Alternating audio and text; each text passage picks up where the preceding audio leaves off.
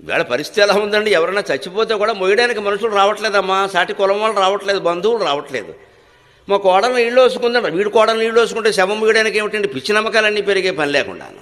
అటువంటి సందర్భాల్లో అనాథ ప్రేత సంస్కారాన్ని చేస్తే చక్కని శిశువులు పుడతారు. ధర్మశాస్త్రం తెలిసి చెబుతున్నా, దయచేసి దానికి సహకరించండి, దయచేసి దానికి సహకరించండి. మనిషి పోతే ఎందుకండి ఈ శాస్త్రాలన్నీ పని లేక, అవతల మనిషి పోయాడమ్మా, ఏడుస్తున్నారు వాళ్ళు, వాళ్ళకి ఏం కావాలో అది చూడాలి. పూర్వకాలం వ్యవస్థ ఎలా ఉండేదంటే మా చిన్నతనంలో చూసేవాళ్ళం, ఎవరైనా ఇంట్లో ఎవరైనా పోతే పక్కింటి వాళ్ళు మొత్తం ఆ ఇంటికి సరిపడా అన్నం కూరలు వండి పట్టుకెళ్ళి కూర్చుని తినిపించేవారు. మేము తినలేమమ్మా, ఏడుపు వస్తుంది, ఏడవడానికైనా ఓపకుండాలి కదమ్మా అని తినిపించేవారు. ఎందుకని అలాంటి ఏడుపులో వాళ్ళని వదిలేస్తే డిప్రెషన్లోకి వెళ్ళిపోతారు, ఏమవుతారో తెలియదు. పక్కింటి వాళ్ళు ఉండేవారు, కులభేదాలు కూడా లేవు.